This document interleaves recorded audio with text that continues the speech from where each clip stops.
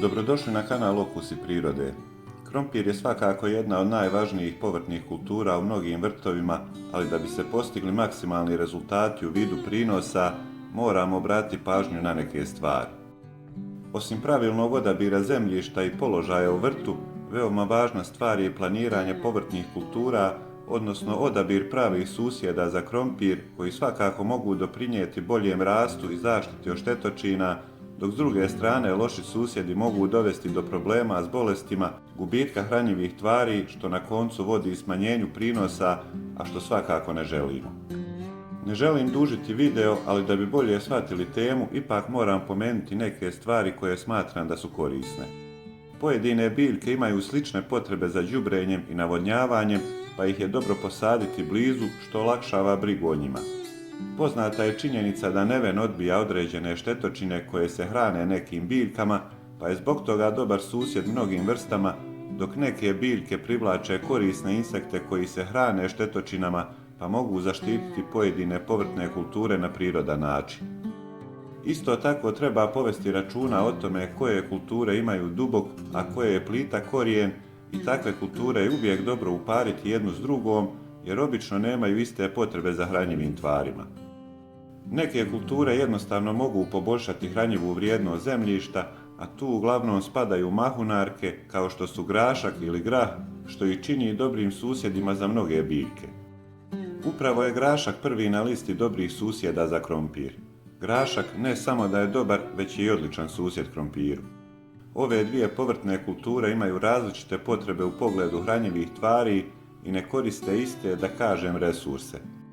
Grašak je leguminoza, što znači da fiksira azot u tlu, čime poboljšava kvalitetu zemljišta za druge biljke, uključujući naravno i krompir. Azot je jako bitan, pogotovo za rast lisne mase, pa je kombinacija ove dvije biljke obostrano korisna. Krompir i luk se također dobro slažu, jer luk prirodno odbija mnoge štetočine koje mogu napasti krompir, kao što su larve kornjaša ili krompirov moljac. Ove dvije kulture se ne natječu za iste hranjive tvari iz zemljišta, jer imaju različite korijenske sisteme, tako da mogu komplementarno rasti. Peršun je još jedan koristan susjed za krompir. Njegovi mirisi mogu pomoći u odvraćanju određenih štetočina, a istovremeno poboljšava mikroklimu oko biljaka, pružajući im veću otpornost na bolesti i insekte. Zelena salata, spanak i mladi luk su vrste povrća koje imaju plitak korijen za razliku od krompira, što ih također čini dobrim susjedima, a obzirom da se krompir vadi nešto kasnije u sezoni, uvijek je dobro pored posaditi nešto iz rane sezone. Kukuruz je još jedan u nizu dobrih susjeda za krompir.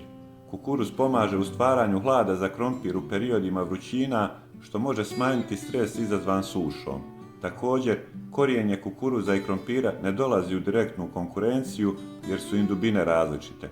Kukuruz može biti i zaštita od vjetra, a krompir mu daje dobru podršku ravnoteži zemljišta. Osim ovih kultura, uz krompir se još mogu saditi neke začinske i ljekovite biljke poput bosiljka, korijandera, već spomenutog nevena, majčine dušice, hajdučke trave itd. Odabir pravih susjeda za krompir ključan je za zdravlje i rast biljaka. Dobri susjedi poput graška, kukuruza i luka mogu poboljšati kvalitet tla i pomoći u kontroli štetočina. Uvijek je važno pratiti potrebe biljaka u pogledu svjetlosti, vode i hranjivih tvari kako bi se stvorili idealni uslovi za sve biljke u vrtu. Za ovaj video toliko. Ako vam se svidio, lajkujte ga, ako niste već, pretplatite se na kanal i naravno ako imate nekih pitanja, ostavite komentar. Do sljedećeg videa, lijep pozdrav!